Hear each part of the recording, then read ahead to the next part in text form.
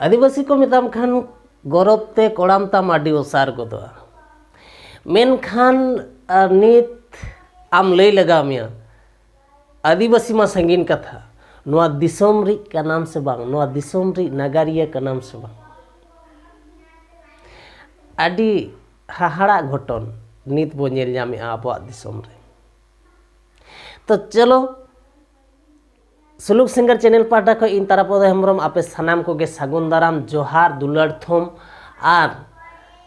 सानताड़ी नवा सेरमाना सागुन थुमान साउते इंग्रेजी नवा सेरमाना सागुन थुमान हो आपे सानाम को ठेन तहन कान गया आर तेहिं बोन बाडाया जे आबो आदिवासी होड़ चेदा गौरव बोन बुझावा आदिवासी लय लेखान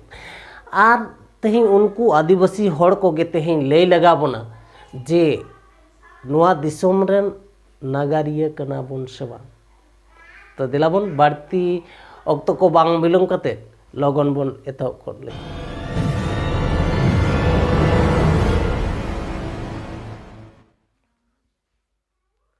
आदिवासी को कोई कना को आर बांग आदिवासी रना कैरेक्टरिस्टिक सेट से आदिवासी को गुणान चरित को दो ओका जहाँ ते दो आदिवासी लगन तेगे को उपरुमुआ आर आदिवासी को ना धरती रे चेदा मन एमो लगती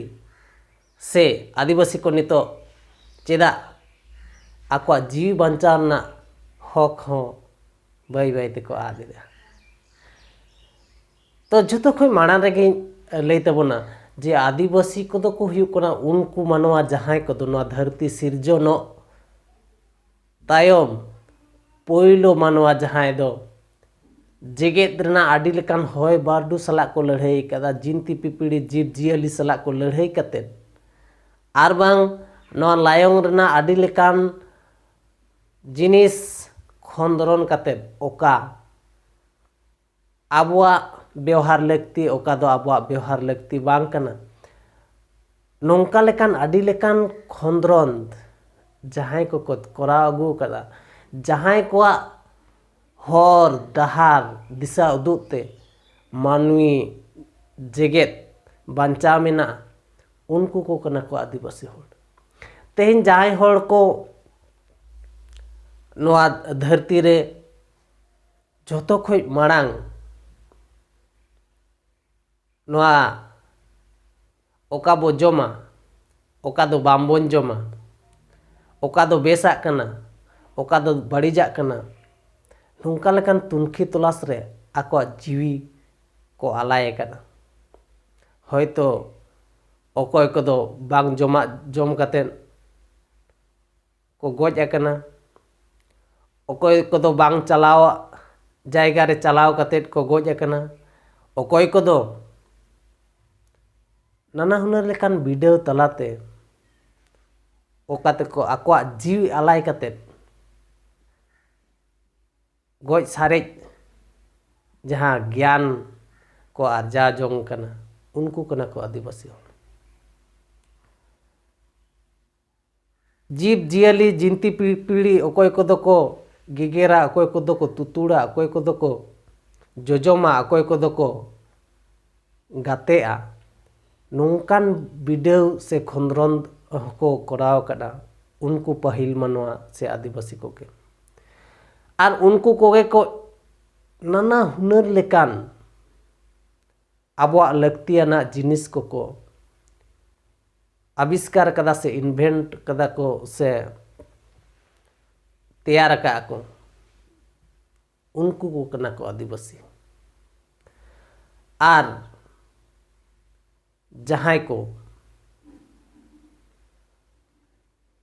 सानाम लेकाना इन्वेंशन रना फेडा रे मेना को मेन दो आविष्कार ना एतोहब रे मेना आकर को उनको कना को आदिवासी। तो उनकान गुणान चरित आबो को तला रे मेना आसे बांग ओना हो नेल लगती कना बाडाय लगती कना आर बांग आदिवासी को तला रे ओना को नित मेना आसे बांग आबो बो नेला सेवा सेरवा धर्म करम लाय लाकचार बोन नेल लेखान नेलाबोन जे सेदाय मानवा आर बांग नोआ धरती सिरजन तायम पोइलो मानवा जहां धर्म करम से सेवा सेरवाय तहे को ठीक उनका लेका को मना बता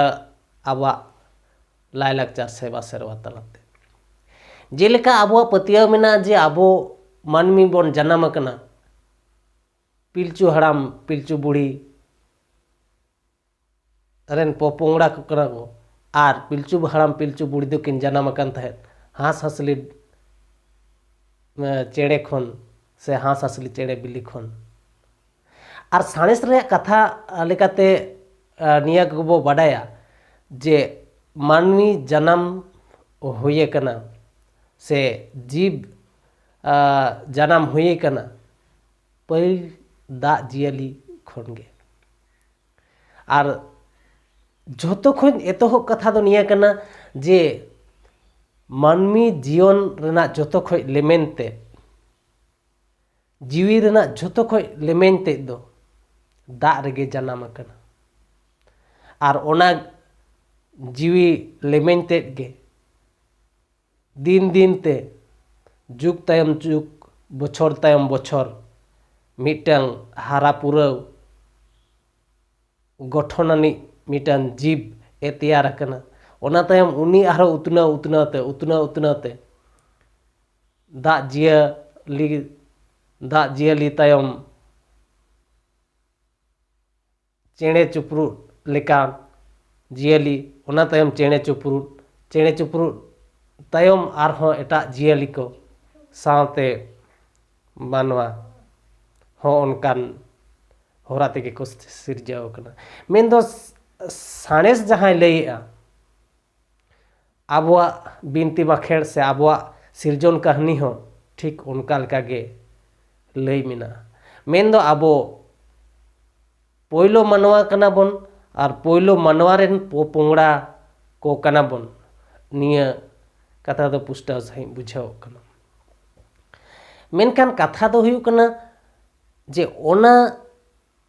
जहाँ सेदाय मानवा को जहाँ लायलाकचार धर्म करम सेवा सेरवा को मनाव अगुएत तहें जहाँ पतियव तहें कना जे आबो दो सिरजनियारी सिरजन हपन कना बो नोआ कथा हो नोआ तला तेगे बाडाय ᱧᱟᱢᱚᱜᱼᱟ ओनाते आबो सिरजनिया कोगे बो बोंगा बुरुआ को कना सिरजनिया हा दरिब करे बो बोंगा बुरुआ कना दारे नाड़ी धीरी बुरु एमान करे बोन बोंगाया मेन दो नोआ आबोरेन जीवन दाता कना को ओना लेकाते आर साणेस हो उनका गे लैया जे दारे नाड़ी बांग तहलेन खान जीव जियाली हो बाको तहेना मेन दो दारे सा जीव जियाली रे मिटान जे गहिर सगई मिना नोआ साणेस होना है प्रमाण मेन दो साणेस दो कना तायम आर लाहा दो कना आबो आदिवासी को कमी मेन दो आदिवासी ओका को कमी अगु कना ओना साणेस तालाते ओना जुक्ति तालाते प्रमाण का आदो ओनाते एनारगी लई का जे सानाम इन्वेंशन रे इन्वेंटर को हुयुक कना आदिवासी को तो ओना आबो लायलाकचार रे हो आबो सेवा सेरवा रे हो ओना कथा मेना आकाद गया आर नित ओना लेका तेगे आबो सेवा सेरवा तलाते उनकान सेदाय रे हर को जहां लेका व्यवहार आचार व्यवहार तहे कना ओकालका कमी कछनी को तहे कना उनका आबो तो सावता तला रे नेल जामोग गया नित हो नेल जामोग गया आबो सेवा सेरवा रे दा दातनी जिल रपा बिली रपा साकाम ते लाद रपा रना जम हेवा को नित हो मेना आकाद गया नित हो आबो हाले दिन बोन नेल गया तुक उखुड़ ते हलंग हुड़ुंग आर बांग ढिंकी ते हुड़ू चावले आर बांग आबो सुनुम लेन रेया काट रेया जहाँ सुनुम लेन तेया नोंका आयमा जिनिस को नित हो मेना आकाद गया जहाँ दो ओना आबो गौरव रेया कथा कना मेन दो नोंकान सानाम लेकाना जंत्रपाति हो आबोरेन आगिल हपड़ाम को तैयार आकाते उनका उयहार भावना तहे कना नितो ओना कोगे उतनाव कना नित नहा जहाँ बन नेलेआ ओना दो आगिल हपड़ाम को भाव गे नहा दो नहा लेका कना तो सुमुंग जीवन हरा चला लेका से अब जो बिली दारे नाड़ी से एमान ते दुरीब कोरेना उपरुम मा हेगे रान रेहेद सिंदे रान मुरगन एमान को मा हेगे साव सावते अब मानमी सावता ओका लेकारे नायते नपायते तहेना सुखते सावारते बो तहेना ओना लगित हो आयमा लेका अनअरी लाय लाकचार तलाते एने सेरिंग तलाते आर बांग नाना हुनर कथा कहानी तलाते ऑल तोल गोटा आगू गे मेना आकना जेमन सावता रना उयहर से घारोंज रना उयहर दो आबो आदिवासी क्वा मिटांग अडी मारांग से मारांग उपरुम आर अवदान कना होय जेमन सावता रना जहां मजी परगना एमान एमान कोरेना कथा को जहां शासन व्यवस्था कोरेना कथा को सानाम लेकाना गे आदिवासी को मिटांग उपरुम कना नोआ आदिवासी को मिटांग अवदान कना ओनाते आदिवासी को दो मिटांग अडी न्यूम हलांग ठाव रे ठाव न्याम लगती तहे कना मेनखान आदिवासी ओना को बाक को न्यामे मेनखान चेदा बाको न्यामे नोआ कुकली रना तेला दो आरहों अडी केटेज कन गया चेदा से कुकली दो हुयु कना जे आबो जहां आदिवासी बोन लयुक कना आबो आदिवासी दो आबो लयुक कना जे आबो दो पिलचू हराम रि हपन कना बोन मेन दो पिलचू हराम पिलचू बुढ़ी रि पोंगड़ा कना बोन मेनखान पिलचू हराम पिलचू बुढ़ी रेन पोंगड़ा जुदी आबो आदिवासी सांतार कना बो एंडेखान नोआ धरती रेमा अडी आयमा जाति मेना आकात को अडी आयमा मानवा मेना आकात को उनको दो तबे ओका खन को हेज कना अडी मारांग कुकली उनको दो चे नोआ धरती खन बारे खय को हेज कना आबो बोन बडाया जे मानमी सिरजन ना कथा दो पिलचू हराम पिलचू बुढ़ी मेनखान उनको हो तो मानमी कना को मेनखान उनको दो ओका खय को सिरजन कना अडी मारांग कुकली कना तो वीडियो अडी गान जेलेñok kan खातिर तेहेñ ओना कथा सानाम कथा बइन लय पुरा दोसार वीडियो रिन लय तबोना पिलचू हराम पिलचू बुढ़ी रेन पोंगड़ा आबो कना बोन मेनखान उनको दो को ओकय कना तेहेñ आबो नुना गान एने मना कमी बोन कमी अगू कदा आबो आदिवासी हड़ धरती रे जहां तिना एने मना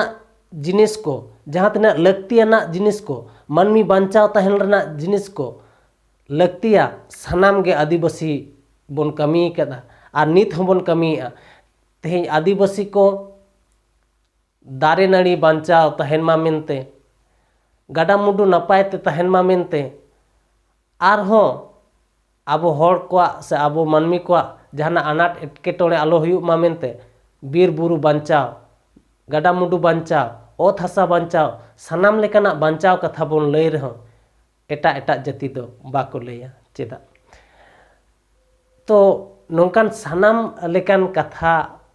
से तेला नाम लगी दाराय वीडियो रे मेन दो तायम दाराम वीडियो नेल तबन पे चेदा उनको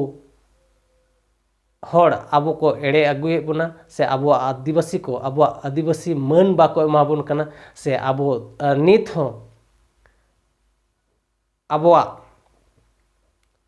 जथात मन मा संगीन कथा जीव बंचा समूह मन एमो तेहों को तायमो कना से गड़पन कन तेहेñ लेका दो निंका के आर तायम दाराम वीडियो नेल लगित नोआ चैनल सब्सक्राइब कर तबन पे जहां को पे सब्सक्राइब कर खान आडी आडी सारहाव आर नोआ वीडियो कुसिया खान लाइक कमेंट और शेयर आलोबन हिड़िñ मा मानखान मुचारे जोहार।